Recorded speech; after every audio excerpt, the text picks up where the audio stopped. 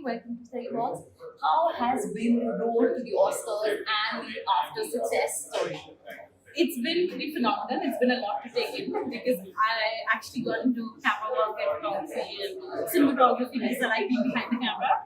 So I think for me this is a whole new aspect of it, but I also see that it's very important because not only are you getting a space to talk about your documentary, I think films and impact definitely have a lifelong goal of things that you want to achieve. So I think having the platform post the Oscar, I think has really given a lot of impact and change towards the Asian life, which I'm really happy about. So I think it's that process is still an ongoing process, and I continue to fundraise to get as much attention as I can from the Asian life, which is so good. I'm excited about this happening, but I think the way you utilize what you have is what's really important. And I think that's why I'm here as a filmmaker. Because I know there were some talks in the conversation earlier about some people making documentaries for themselves, and I think for me it's exactly the opposite. I'm making it for people because I see filmmaking as a tool for change. I don't see filmmaking as I love filmmaking. I love it because I can use it as a tool to connect with people. Also, during the masterclass, I heard that you were also a struggling photographer. Yeah. So how did the move from being a photographer to a filmmaker begin? I think it's a very organic journey, to be honest, because right from a young age, I was always very creative.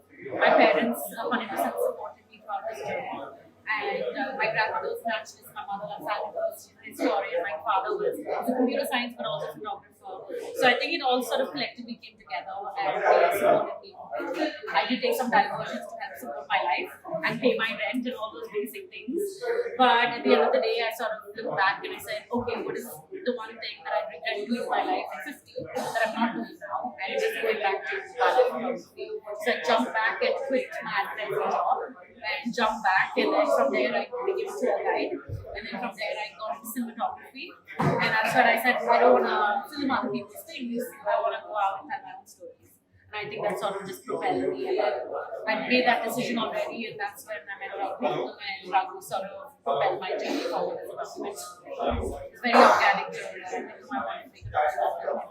I just went out, enjoyed my time with the baby elephant and all of that, which is a beautiful experience and in my life forever. And that is when I realized that I wanted to tell their special story, and I think that's what's really pushed me into documentary and to which the impact happened. And also I was able to tell stories that I was passionate about and that I would hope to see some change post from the documentary. So I was just lucky with Women and Raghu, but I think the larger thing for me was to get people to understand Asian elephants on a much bigger level to give you connect. So Raghu was definitely a force for change for that. I don't think Little Elephant knows that he's helped so many wild elephants in the process. And also speaking about the stories that you pick, so you pick a very native, a very warm, domestic story for your first documentary. So how do you get the idea for that? How do you pinpoint that this topic is going to be there, that I want to showcase for the world stage? You want an honest answer? Yes. Don't think. I met a baby elephant. It was very organic. It was my first documentary. I didn't know I wanted to make documentaries, and I sort of just went with my heart. And I think it's really important to sort of step aside and sometimes not have a goal in it, because I think that somehow leads you in a direction that you're meant to be in. So I definitely see it as that. I didn't plan to do it. And if I didn't meet Raghu that day, then I might not have been a documentary at all. So it was completely by chance that I fell into this. But I see it as very powerful that we reach out to people and to connect with people on a much deeper level. So definitely a pathway. This is not going to be my last documentary. I hope so. And also now that you have this immense baggage of Oscar weight behind you, so do you think now there will be a shift in perspective in choosing stories around that and according to the kind of genre that you've already settled for yourself? Right. Not really, because I think my base is that I'm a natural history photographer and I'm a filmmaker, but I think the style of work is not going to change, because for me I purely see filmmaking as a tool, and I use it as a tool to be able to connect with people on a deeper level through the visual format. So if I was able to tell stories by riding a bus, I do that. So I just see it as more reaching out to people. So I think I don't have any pressure at all, because my end goal is to be able to connect human beings to our natural world on a holistic level. And an award doesn't change that. It helps, but it doesn't change things at all. My stories are going to continue to be impacted for change, and to also focus on human stories as well. So I focus on indigenous people, women, children, and also natural history stories with art. And your documentary has been a game changer for a lot of other filmmakers. So has there been any documentary in your career that changed your life or changed your vision or your perspective looking at documentaries?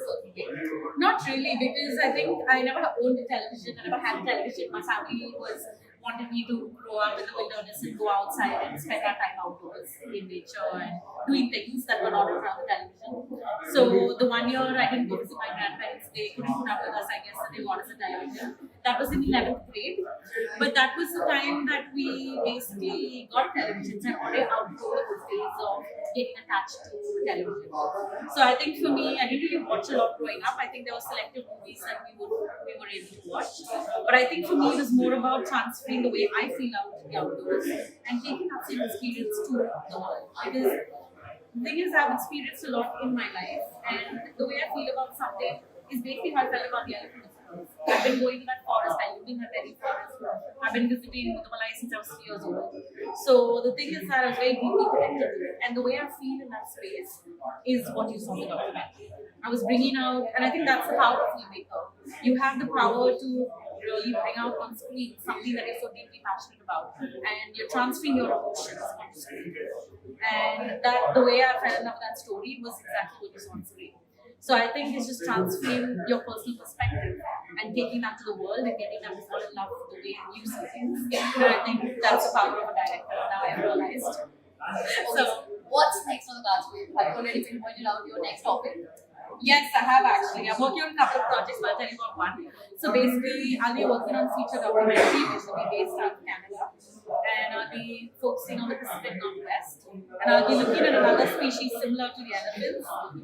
They share a lot of similar traits, but I'll be looking at orcas and their relationship with the First Nations. And over here, I'll be drawing the parallels between the two matriarchal societies. Orcas are matriarchal, and so are the First Nations. And I'm going to be bringing out the spiritual relationship that they share with each other. And also the beauty of the Pacific Northwest, because it's a stunning landscape. In this, I'll be merging a human story, a strong human story alongside natural history. So I'm just looking at a magnificent landscape with a beautiful story attached to it. Is that going to be short as well? Sorry? Is that going to be a short documentary as well, or are you ready for a feature film? No, it's going to be a full-blown feature. So yes, a lot more time, a lot more efforts, but it's going to be phenomenal. I think it's something I've always wanted to do, which is that elephant was supposed to happen first. Let me just put it that way. Something I've always dreamed about doing. So yes. So that's going to be your dream project. Yes. Oh God, I'm so excited for you. Thank you so much for having a conversation. Thank you. Can't wait to share that. Thank you. Lovely chatting.